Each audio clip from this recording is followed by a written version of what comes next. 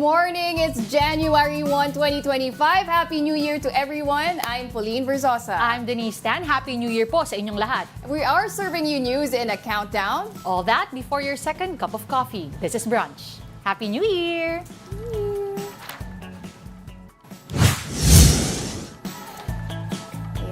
Before we go to our top 10 story and before we start with our countdown, unang-una batiin muna natin pala ng Happy New Year lahat ng mga brunchies. Oo. Diba, brunchies tawag kasi sa mga loyal viewers ni Diego and ni Angela.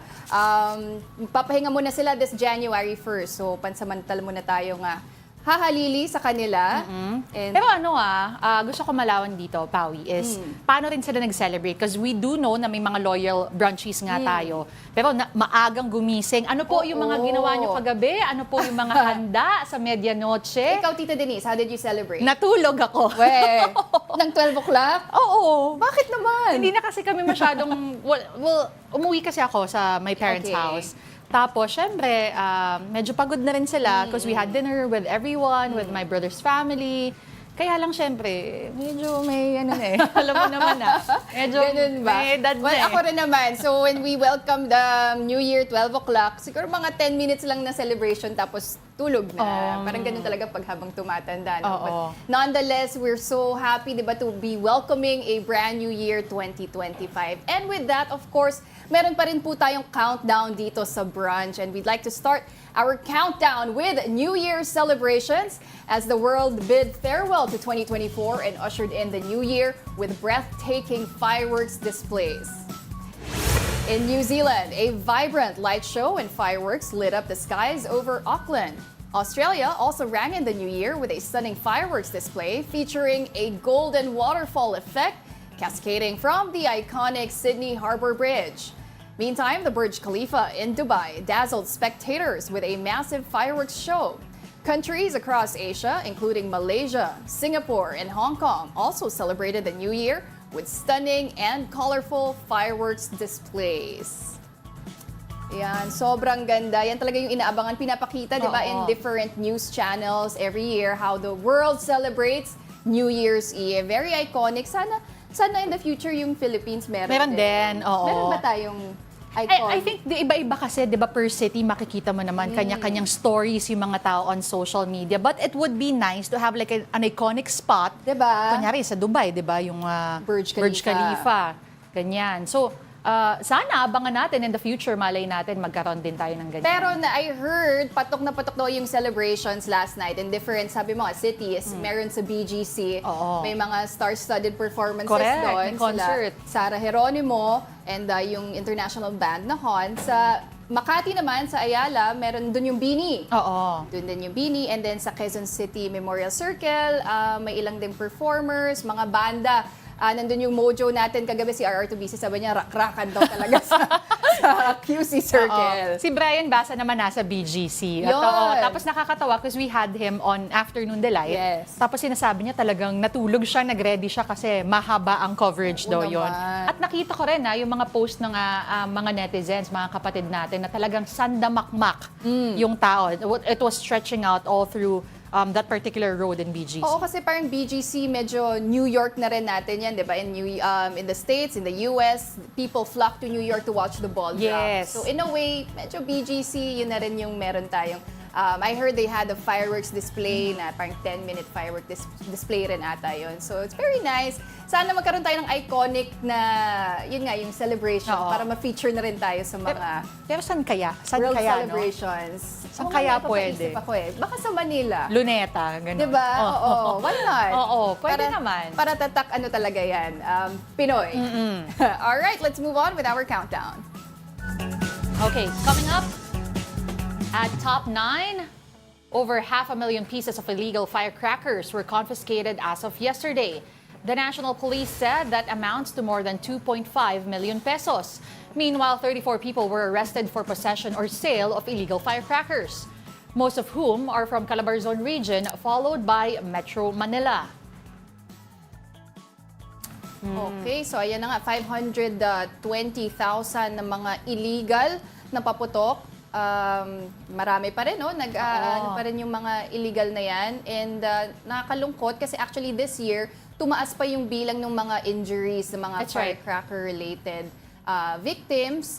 So kahit dito na, no, illegal na nga yung mga paputok na yan, meron pa rin mga pasaway na tumatangkilik na mga paputok. So, hindi, tsaka actually, just going back to what you said, yung firecracker or fireworks-related injuries, kahit mga 2-3 days bago yung bagong taon, ang dami nang reported, over 100 already. So, hopefully, hindi yan lumobo, no, after the New Year celebration last night. Pero, again, ang point naman kasi ng pagpapaputok is welcoming a brand new year, new beginning, at pagpaalis ng mga malas daw, yung ingay. Yes. Diba? So sumunod na lang po tayo, hopefully, para wala ring masaktan at syempre, hindi din pumapahamak at syempre yung mga nakuhanan yan. Oo, itong mga illegal kasi na to, so actually meron naman yung mga legal, diba? Yung mga binibenta, yung mga may license. So, it's good na rin na the police was able to crack down on these illegal fireworks. Kasi ito yung mga delikado hindi mo sure, baka sumabog, di ba? Makakos pa ng sunog. And pero hindi ba maraming ma-injure. Tignan mo yung, di ba, they're making sure na wala na makagamit. Hindi ba ang SOP, dapat binabasa yung mga firecrackers? Actually. Para siguradong walang mag-spark? May ilan naman na parang binasa. Ayan. Ayan. Sa draft. Ito ata yung Judas belt na tinatawag. Alam mo ba yun, Tita Denise? Oo, naabutan ko yun nung bata ako. Nung hindi pa masyado, syempre mga chikiting pa lang ako. Mga ibang sa kapitbahay. And sa news palagi. Yes. Pero ang nakakatawa, for me, ang daming goodbye. Goodbye COVID, goodbye Philippines. At yung iba, basta, ayoko na rin banggitin. Pero ang daming goodbye version ng mga paputok. Yun talaga actually yung mga delikado at mga nakakatakot. So, for people na siguro nalungkot na hindi nila mabili itong mga paputok na talagang explosive, that's for your own safety na rin naman. So, kahit papano, di ba, hindi man sobrang magarbo nung fireworks nyo, it's for your safety nga and to ensure na rin that your family stays safe during the New Year celebration. Kumpleto naman ang daliri mo Oo. Mas okay na siguro yung nakapag ka na lang, lucis ka na lang, Tama. Or yung mga sparklers, okay na yun. Alright, let's move on with our countdown.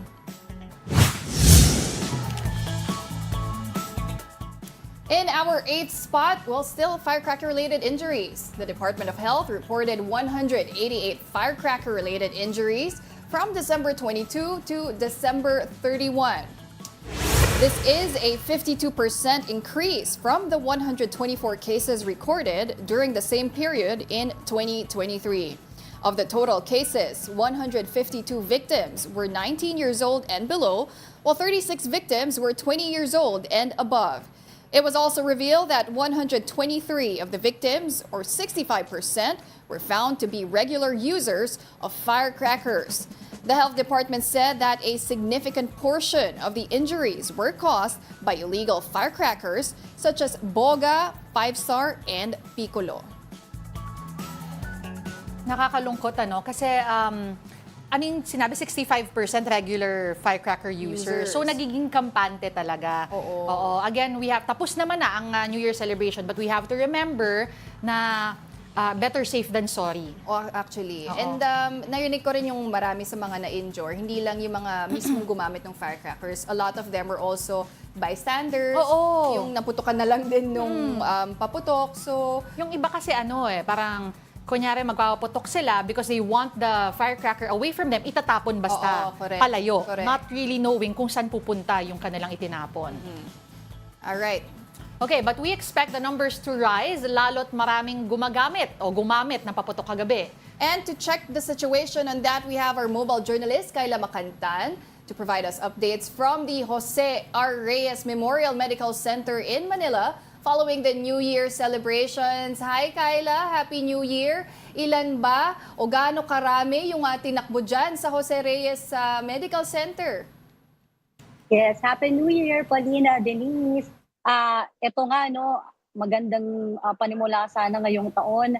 Yung maingay kagaya ng mga nabanggit nyo para yung blessing ituloy-tuloy din at good vibes lang. Pero yung ibang kapatid kasi natin, mas pinili na gumamit ng mga firecracker. Kaya naman dito sa JRRMC, umabot ng 83 as of 10 a.m. yan. Yan yung kanilang latest update. Umabot na 83 yung mga itinakbo dito na firecracker-related injury. At karamihan dito, dahil nabanggit din ninyo kanina, nabanggit ni Denise yung iba hindi talaga user kasi ang bilang ng active ay 28 lang. At yung 55 na mas mataas na bilang, yan yung passive, yan yung mga nanonood lang, napadaan, kagaya nung isang kaso na naikwento sa atin ng mga guard, no? Kasi gabi nung itinakbo yung 10 years old lang na bata na sana pauwi lang, naglalakad, tapos sakto nga natumba daw yung fountain. O, yung fountain naman ay, sa pagkakaalam ko ay legal yon pero delikado pa nga rin kasi siya. So ayun, siya ay napuruhan, yung kanyang paa at yung kanyang kamay, parang naputol na nga raw yung isang kanyang kamay nung siya ay tinakbo dito. So marami talagang kaso. Meron din silang nakwento kanina lang na meron din daw pulis na nabiktima na naninita lang sana ng mga bata na nagpapaputok pero siya yung naputukan sa kamay. So hindi pa lang natin napa-follow up sa OIC kung ano yung update dito sa mga naikwento sa atin na kaso kasi madaling araw nung sila itinakbo pero as of 7 a.m. yun naman yung latest na may naitakbo regarding sa dito nga sa mga paputok. Ngayon may mga mangilan-ngilan na pupunta dito sa emergency room pero hindi na yan related sa firecracker. Siguro yung iba na high blood sa dami ng kinain kagabi. Pero yun yung latest dito sa ating sa mga paputok dito sa JRRMC. Pero totoo yung tinatawag, Kayla, mayroon daw sabi nga holiday heart dahil nga sunod-sunod yung mga parties, yung kinakain tsaka iniinom. But going back, 83 yung sinabi mo na dinala dyan, 55 Yes. of which nadamay lang. Ano yung mga paputok na dumali sa kanila? Nabanggit mo yung fountain, pero meron ba nung mga yung Judas belt, meron mga whistle bomb, yung mga boga, Yes. yung mga ganyan?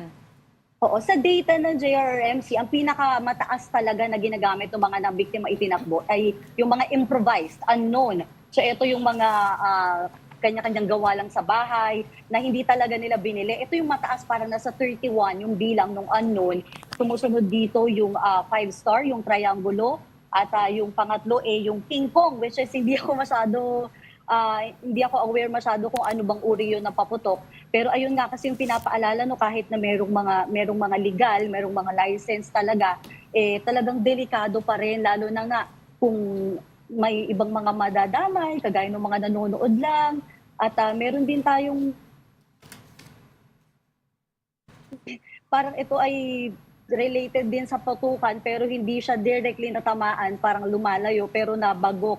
So talagang iba't ibang aksidente yung pwedeng maging sanhi ng pagpapaputok. Kaya nga nakakalungkot na mas tumaas yung porsyento ngayong taon kumpara noong 2023. Oo, naku, nakakalungkot naman yan. Kayla, actually kahapon, pinakita sa iba't ibang news reports kung paano naghahanda yung mga ospital para dito sa influx nga ng mga biktima ng mga firecracker-related injuries. Pinakita doon yung mga gagamitin ng mga doktor kung sakali mga may kailangan i-amputate, yung mga bone cutter. Naku, nakakatakot talaga. Pero dyan ba sa ospital na yan, may mga kaso ba na nauwi sa amputation? Yes, kung hindi tayo nagkakamali, merong kaso ng na-amputate na talaga. Dahil usually kasi talaga yung natatamaan ay yung mataas na porsyento dito sa kaso ng JRMC, yung mata, tapos yung lower extremities, so yung kamay, yan yung isa pa na madalas. Pero sa let me check lang yung bilang mismo. Pero kung hindi ako nagkakamali, mas mataas yung hindi naman na-amputate. Siguro mga hindi tataas sa 10 yung bilang nung tuluyang in-amputate dahil naisalba pa naman yung sa iba. Pero kasi meron pang itinakbo dito na parang naka-costume pa siya, na parang lalaki siya pero naka-costume siya na meron siyang hinaharap, nakadress siya. Pero duguan siya dahil parang sa kalagitnaan ng kanilang kasiyahan siya natamaan. Pero maswerte naman sila na yung kasong yung mga napunan kasi si Denise Valdesancho yung tumao dito nung gabi, so siya talaga yung nakakita ng mga duguan. Ngayon kasi umaga na, may yung huling itinakbo, pulbura na lang daw yun parang yung mga tapos na paputok. So yun delikado din, paalala natin kasi minsan yung iba, may ibang bata na kagaya ng piccolo, yung pinupulot nila kasi iniisip gamit na pero biglang may biglang sasabog pa. May mga ganong instances sa mga paputok. Kaya yun din yung isang pinapaalala nila dito sa ospital. Kayla, may cases din ba nung katulad nun, yung mga pinupulot, isa yan sa mga palaging pinapaalala sa mga bata, poisoning naman, yung mga hindi nga sumabog pero yung iba sinusubo, mga ganyan. Merong mga ganyang cases in the past Oo. Pero dito ngayon sa JRMC, wala pa namang naitatala na ganong kaso, Denise. Pero very familiar nga ako sa ganyan. Kaya paulit-ulit din yan na pinapaalala ng DOH bago pa magsimula yung putukan, lalo na yung mga maliliit na paputok at nagkalat. Kasi di ba karamihan, lalo dito sa Maynila, sa area ng Maynila, makikita mo talaga yung mga bata nasa lansangan lang naglalakad na walang kasamang magulang. Kaya mahalaga din na kung may mga nagpapaputok, maging responsable din na linisin at ligpitin yung kanilang mga pinaggamitan para hindi na mag-cause pa ng anumang aberya o aksidente doon sa mga inosente.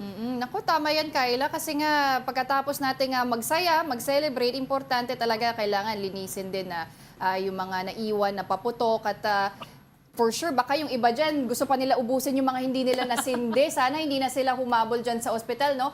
Pero Kyla, hanggang kailan ba naka-high alert ang JRRMMC? Pauline, sa ngayon, hindi pa natin nakakausap yung OIC dahil nagpalitan na sila ng kanilang duty. Pero marami pa rin namang, staff pa raw sila ngayon sa kanilang mga personnel. And maging yung ating PNP, may mga ilan-ilan din na bumibisita, check yung mga kaso. At yung security naman, nakausap natin yung mga gwardiya din dito sa labas. Talagang maigting din kasi kami din, hindi din kami masyado, binabantayan din kami. So assured naman yung security at yung, yun naman yung sinisiguro din ng ospital, no, yung kagamitan, yung mga tao, talagang ma-accommodate lahat ng pupunta dito sa JRRMC. Pauline. Alright, maraming salamat para sa report na yan at Happy New Year sa'yo. That was our mobile journalist, Kyla Macantan. And coming up, the Dr. Jose Fabella Memorial Hospital in Manila welcomes its New Year babies. And how does PAOK plan to go after POGOs that continue to operate despite the blanket ban? We're just getting started. More of our top 10 news when Brunch returns. Keep it here on One News.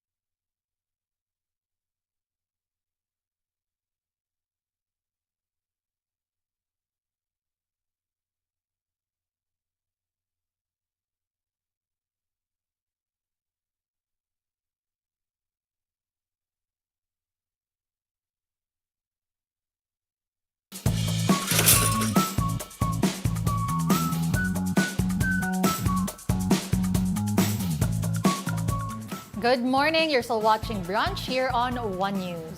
Ayan. Batiin muna natin yung mga brunchies Oo ng nga. mga loyal viewers of Brunch on One News. Of course, Ralph Domingo always present yan, ha? Parang, Yes, oo. all Hi, throughout the Ralph. day. Hello, Happy New Year kay Ralph New Domingo. Year. Sabi niya, Happy New Year, Brunchies. Good morning, Pauline and Denise. Yan. Sabi naman niya, Juan Miguel Lebron, Uy, mga girl duo.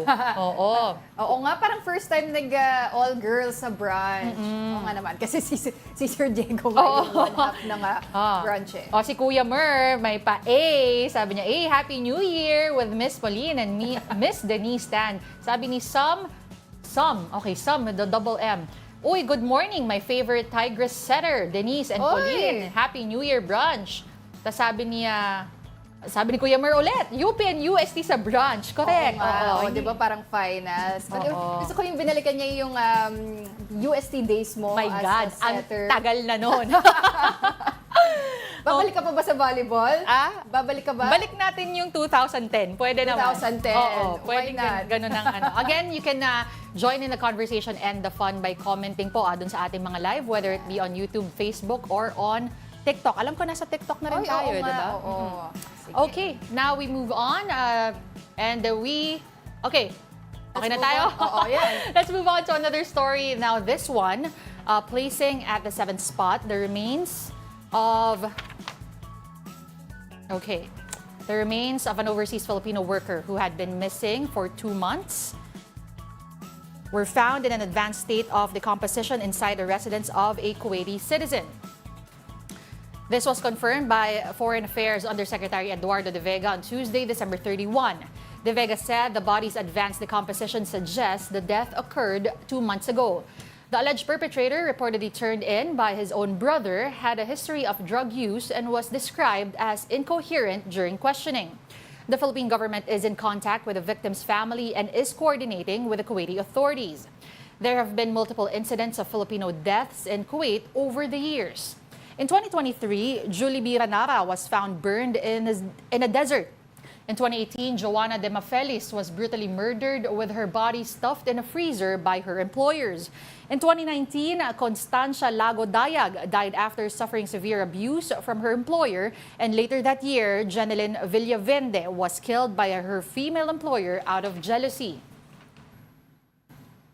Actually, alam mo, Tita Denise, lahat ng mga incidents na nabanggit mo, no, from 2018, 2019, it already led dun sa isang ban ng deployment ng Filipino workers sa Kuwait back in February 2018 dahil nga na-alarma na, no, dahil bakit ang daming namamatay na OFW sa Kuwait. Pero after some talks, parang na-lift din yung ban eventually, just a few months after, nung May 2018. Pero nakakalungkot dyan, ito na naman, may nabalitaan tayong OFW na nabiktima dyan sa Kuwait. At mukhang 2 months ago pa nangyari yung, hindi ko alam kung murder, hindi pa malinaw kasi. But what they know is nag-decompose na yung body, nahanap doon sa parang garden.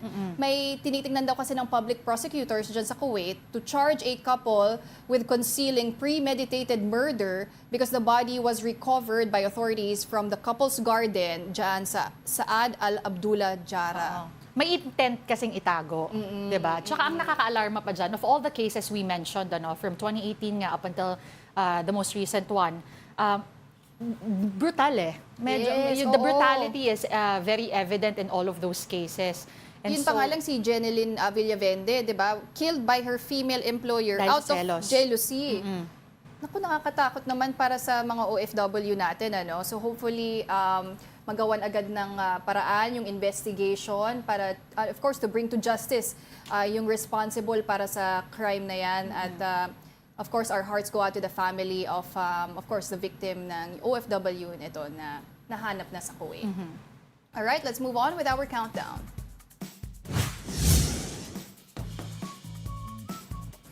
Now on our top 6, a search and rescue operation is ongoing after a cargo vessel sank off northern Samar on Monday.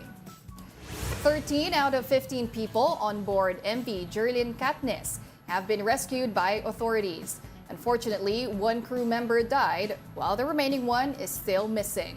The vessel was battered by big waves and strong winds in the vicinity of Allentown. It was loaded with cement when it departed Naga City in Cebu for San Jose in northern Samar. Ayan. Actually, narinig ko parang halos 12 hours daw palutang-lutang itong mga crew members bago sila na-rescue. Unfortunately, may isa na namatay. At yung iba, alam ko may separate incident din ng pag-capsize ng boat hindi lang sa Northern Samar. And I guess this could be attributed dun sa masamang panahon na naranasan din natin na before the end of the year. Diba yung shear line, nagdala yan ng mga pag-ulan sa Visayas, sa Mindanao, pati dun sa, lalo na sa Palawan area. Ito sa Northern Samar, Eastern Visayas kasi yan So, in-advise na rin, alam ko, ng PCG dun sa mga fishermen na wag muna pumalaot. Kaya lang kasi, syempre, yung iba nating mga kapatid, they've experienced this for years. So, minsan, nararamdaman siguro nila na sanay na kami, kaya naman. Which is, in most cases, talaga namang kinakaya. Kaya lang, we don't necessarily know how nature works and nature reacts, and unfortunately, ganun na, ito na nga yung nangyari and meron tayong casualty. Very sad news, of course, in welcoming the new year. Yung isang incident na tinutukoy ko kanina, sa ano pala yun? Sa Zambales. Parang similar search and rescue operations din yung kinoconduct doon dahil 2 out of 3 fishermen ay pinaghahanap pa after a motorized boat capsized sa may Subic area. So, of course, prayers go out to these fishermen at sana mahanap na po sila as we welcome the new year. All right, we move on to our next news of the day.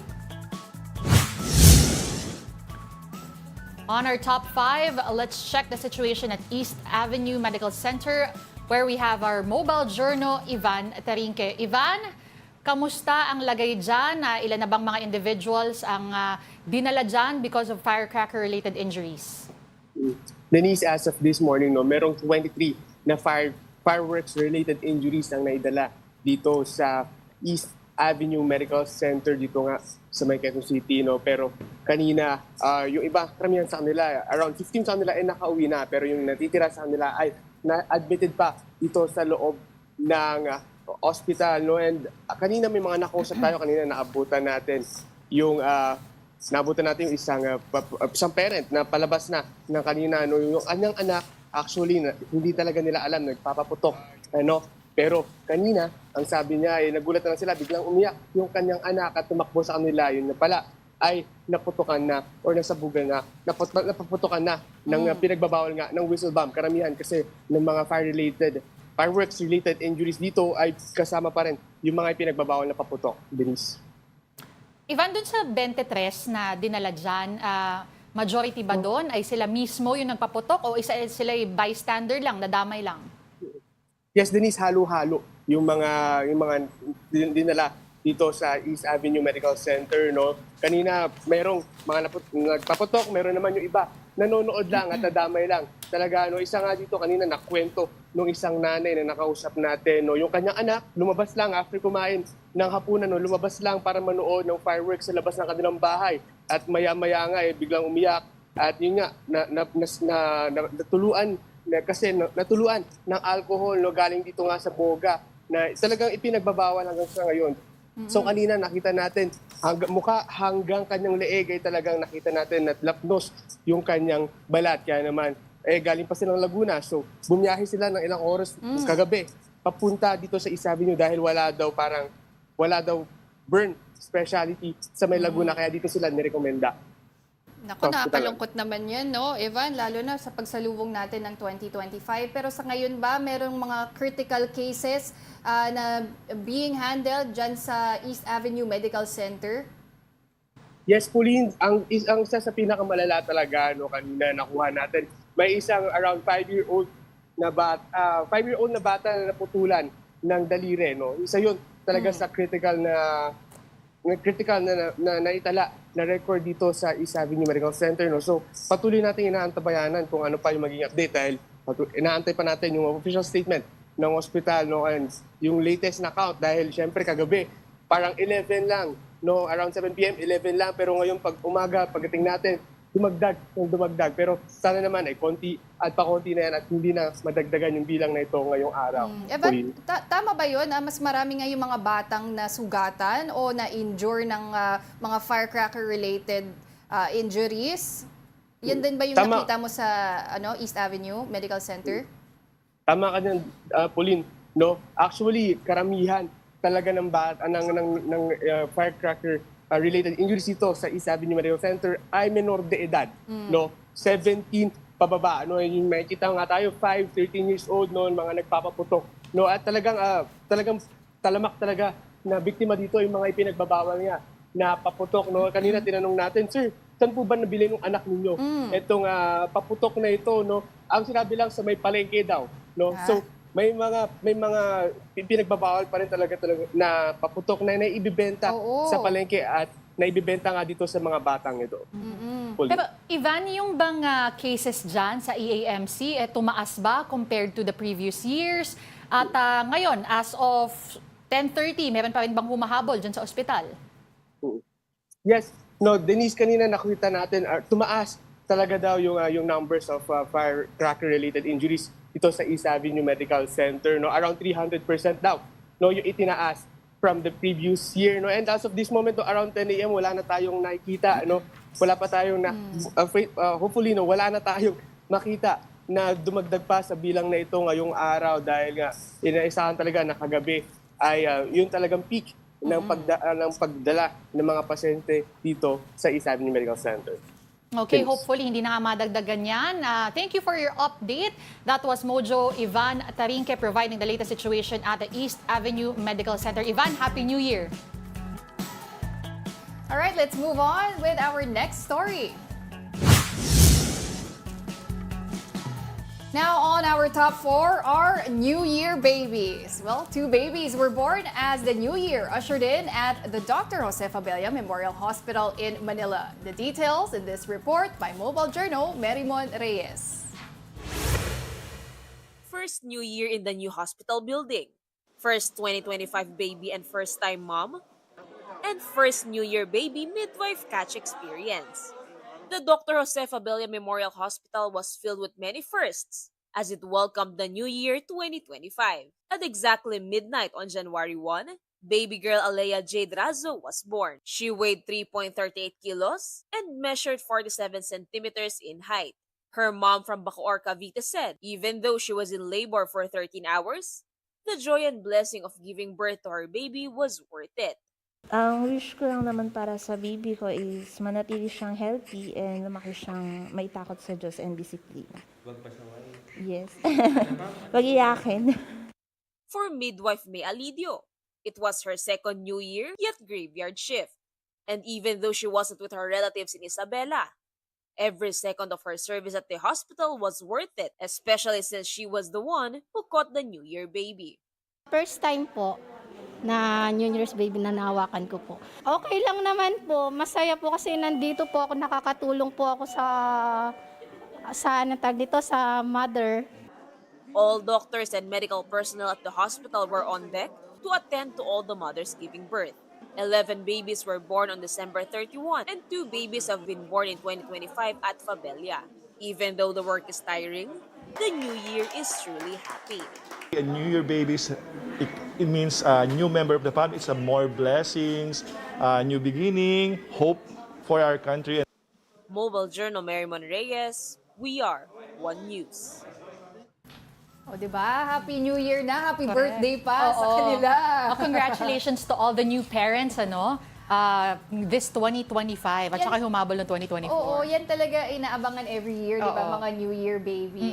Sa mga ospital, sino yung mga unang mga anak? Meron ba? At the strike of the clock at 12, di ba? Kung meron ng mga anak. Ang gusto ko malaman, ano ang mga pangalan? Because typically, yun yung kung ano yung trending within the year, Yes, the previous oo. year. Ano kaya pwede? No? Kaya lang yung mga trending words natin, shiminit, mga hindi ko po maalala, Your Honor. Baka maalis yung pangalan ng baby. Hindi, pero maganda yan. In Fabella Hospital, actually, largest maternity hospital pala yan sa Pilipinas. So, dyan talaga pumupunta yung mga pregnant mothers And kagabi tinanong ko nga rin si Mary mo, nag-report siya live, kung if there's anything waiting for these newborns, kung may free na ba yung pa-hospital nila o baka may Kasi may regalo. ganun minsan, Diba, diba? usually, Oo, pag oo. nanganak ka sa eroplano, dati sinasabi nila libre na yung airline tickets mo for life.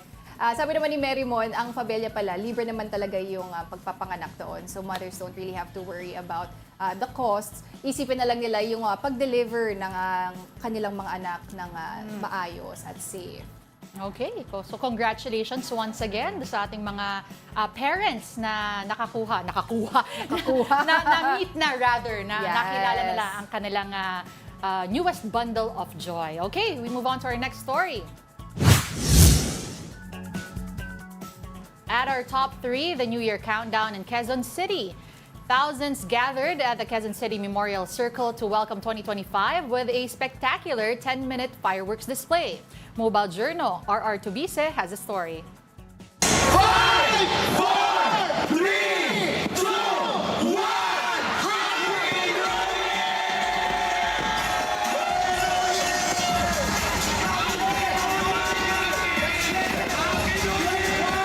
A 10-minute fireworks display greeted the attendees of the New Year countdown at Quezon City Memorial Circle earlier.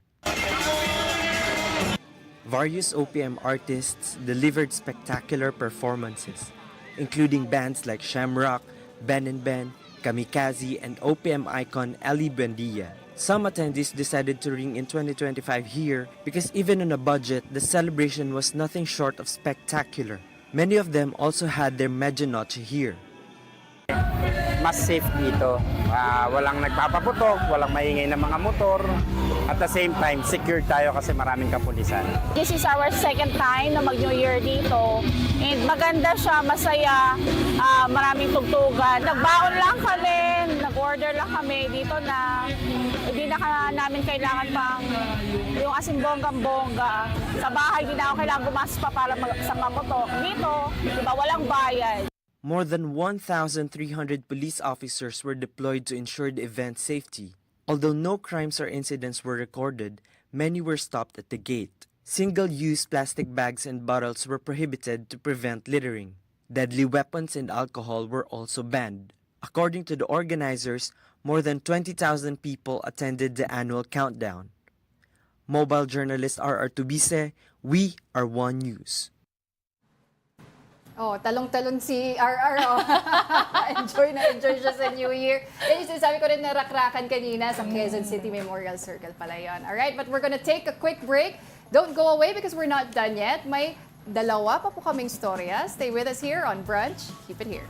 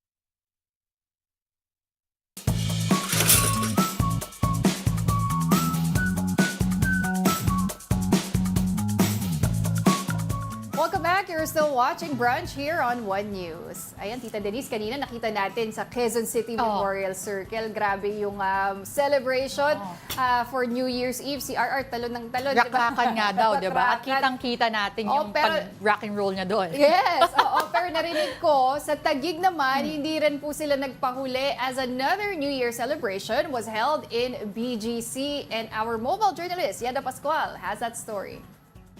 Dumagsas sa Bonifacio Global City Taguig ang mga kapatid nating nakiparty at nag-celebrate kagabi sa NYE at the 5th o New Year's Eve countdown. Dinaluhan ng mga bigating artist ang event, tulad nila Juan Carlos Labajo, Rico Blanco, K-pop group na ITZY, electronic duo na Hon, at ni popstar royalty Sara Geronimo. Pero bukod sa mga bigating artist, inabangan din ang makulay na fireworks. 7:30 p.m. sinimulang buksan ang gates sa 5th Avenue at pasado alas 8 na ng gabi nagsimula ang event. Pero as early as 3 p.m. ay may mga nakaabang na sa paligid ng venue. Para sa ibang pumunta, gusto nila na maiba naman sa usual na celebration sa bahay. Siguro kasi every year we do it at home, so we're just trying something new right now. It's exciting. We're looking forward sa mga performances and ayun lang naman, sana maging maganda yung gabi ng lahat. Mas masaya kasi dito kasi para magsalubong ng bagong taon. Nag-ano kami ng at least masayahin na place kasi doon sa bahay lang. Kaya gusto lang kami dito. Ang pamilya naman na ito, taga-Iligan City pa. Para maging mas masaya, napili raw nilang maki-countdown at manood ng fireworks dito sa BGC. Tonight, I'm with my family. This time, we wanted to celebrate it outside because we haven't done this before. So far, I'm actually feeling very excited to see the other performances for this evening. Ayon sa organizers ng event, nasa higit 60,000 ang mga inasahang nakiparty at naki-countdown kagabi. Di hamak na mas marami kumpara last year na nasa 50,000 attendees. Pagdating sa traffic, kontrolado naman ng 34 personnel ng Traffic Management Office ng lungsod ng Taguig. Wala namang napaulat na kaguluhan. Sa katunayan, may 2,000 security personnel sa paligid ng venue. At bawat kanto, mayroon ding nakaantabay na mga medic stations. Ang event nagtapos sa countdown at makulay na fireworks display. Mobile Journal Yada Pascual po. Happy New Year, mga kapatid!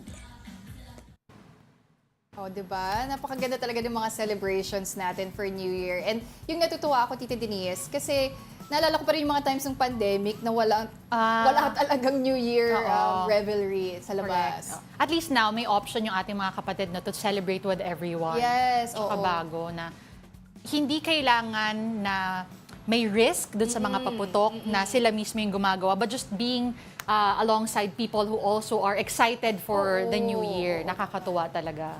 All right, let's move on with our countdown. Now on to our top 2 story, our POGOs. The Presidential Anti-Organized Crime Commission, or PAO, vows to go after small-scale POGOs this year. PAOK Director Gilbert Cruz said some POGO hubs have shifted to small-scale operations amid the ban. Cruz urged local government units to remain vigilant against these illegal POGO operations that pose as BPOs. President Bongbong Marcos declared the ban on POGOs during his 3rd SONA last year due to alleged unlawful activities. So yan na nga, no? Hanggang December 31 na lang kasi yung deadline na binigay sa mga POGO. So starting today, illegal na po lahat ng mga offshore gaming operators na yan. Pero madami kasing nagsasabi na expected din naman talaga nila na meron talagang magpapasaway at mag-under, ano pa rin, yung tawag dito? Underground operations. Yes. Oo. Actually, tawag nila sa kanila mga guerrilla POGOs yes. na, Oo. di ba? At sabi rin nung PAOK, mas mahihirapan pa daw silang hulihin yung mga yan because nga after smaller operations, they could be inside mga condos, Right. mga buildings. At nakakalungkot kasi yung iba daw sa kanila, may mga Pinoy pa daw nakasosyo. So, it's gonna be hard nga naman to go after them this year. Pero hopefully... Pero pwedeng magtumulong, di ba? Tumulong, Ang mga yes. civilians, I remember may kausap tayo noon na ang sabi nila is, meron naman daw kasing mga red flags. Kung nakikita nyo na kumpul-kumpul, let's say, dumadating sa isang establishment, laging bukas ang ilaw sa gabi, mga ganyan. Of course, we can help. We can help them out in stopping these POGO operations. All right, let's move on to our final story this January 1, 2025. Our top story this new year, the Department of Education or DepEd lost 5 billion pesos from its computerization program after President Bongbong Marcos vetoed it in the 2025 national budget. This adds to a previous 10 billion peso reduction, resulting in a 15 billion peso cut for the program. DepEd's computerization program aims to equip schools with essential digital resources. Education Secretary Sonny Angara had earlier expressed disappointment over the Congress-approved 10 billion peso budget cut to the program. Meanwhile, Representative Franz Castro criticized Marcos's veto message, calling it pure deception meant to obscure budget reductions in the education sector. Ayan na nga. So in total, actually 15 billion pesos na yung na-reduce sa budget nga nung computerization program ng DepEd. When you take a look at the entire budget na pinasa ni PBBM noong December 30, actually hindi naman niya ginalaw yung 1.56 trillion budget ng education sector, but doon po sa mga unprogrammed appropriations kung saan kasama yung computerization program ng DepEd, nagtanggal pa ng 5 billion. And if we remember, doon pa lang sa BICAM, 10 billion na rin yung binawas doon sa computerization program ng DepEd. So in total, that's 15 billion. Of course, doon sa mga teachers, diba? And kay Secretary Angara, pinoprotest nila yan kasi they will use it daw sa mga digital resources for students, equipment ng mga teachers. Pero ang ginawang argument ng Congress when they reduce the budget for the computerization program, kasi mababa daw yung utilization rate ng DepEd, tsaka yung procurement, delayed daw yan pagdating nga dito sa computerization program. But that was under the term pa nung secretary pa si Vice President Sara Duterte ng DepEd. Ng DepEd, oo. Pero kasi ang hirap din, no? Actually, yung sinabi nga din na ang hirap na walang computers ang ating mga teachers because, as we know, ang tagal ng struggle na to, na mano-mano kasi nila ginagawa lahat ng kanilang mga teaching plans. Minsan nga, out of pocket pa yun yung mga kartolina, yung mga Manila paper, and every notebook that they use to just plan out for the rest of the year, and a computer will really help them out. Pero ang tanong, ano bang klaseng computer din kasi ang nasa budget? Dahil kung ang naka-budget mo, kunyari yung isang brand na halos 6 digits umaabot, kumpara mo sa let's say laptop or computer na makukuha mo for 10,000-15,000 pesos. Ayan. Pero for 2025, no, this year, yan na yung nakalaan na budget. Hindi na po mababawasan yan, hindi na po madadagdagan. So I guess our teachers will have to make do with what has been allocated for them. At tingnan naman natin, resourceful naman tayong mga Pilipino. Sasabihin ko sana, as is the case for most teachers. For most teachers. For decades. Lagi yan.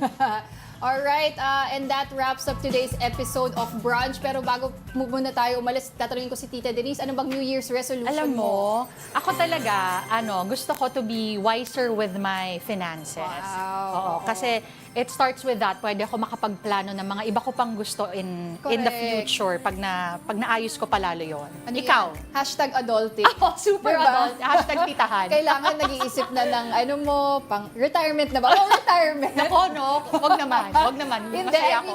as early as now, dapat pinaplano mo naman. Correct. Yung future mo, di ba? Yung bahay mo, yung emergency funds mo. Maganda talaga yan na New Year's resolution sa mga tao. Ako naman, for me, this 2025, ang goal ko is health. hindi lang sa yung exercise, ganyan, pati sa mga kinakain na pagkain, di ba? Lalo na ngayong panahon, napaka-accessible kasi ng mga fast food, di ba? Ilang pindot lang. Oo, nandyan na sa bahay mo or mag-drive-thru ka lang. Hindi talaga healthy yun. Mafe-feel mo daw yung effects niyan 10 years later. So ngayon pa lang mas maganda na healthy na yung kinakain. Idol ko actually, makeup artist natin si Ate Marley. Bakit? Ano yan? Gulay lang kinakain yan. Favorite niya, okra. Okay, so challenge ko yan Pasta sa ko sarili sa ko. okra. Uy, pero Pawi, dagdag na rin natin, no, na we can make a habit of planning to get general check-ups. Ayun. Kahit once a year. Kasi minsan, ang iniisip ng mga tao, wala akong bisyo, healthy akong kumakain. Pero dahil hindi po kayo nagpapatingin, hindi nyo alam, baka sa loob, meron nang nangyayari. O once a year lang, kung medyo gipit po ang budget, tsaka may mga free clinics naman po tayo sa ating mga barangay, ano? Tumataas din pa yung mga bilang kasi ng mga, di ba, cases ngayon sa kidney, sa liver, sa colon. So, mas maigi nang magpa-check. So, but of course, we wish everyone good health and prosperity sa bagong taon, 2025 na po. Narinig ko may bagong generation na rin ng mga pinanganak na hindi na, generation beta na ata. Layo na. Napag-iwanan na ako. Okay, well, thank you for joining us this morning. Bukas po ulit, babalik po ang brunch, mga ka-brunchies. Thank you so much again for watching. I'm Denise Tan. And I am Pauline Verzosa. We are One News. All sides, all the time.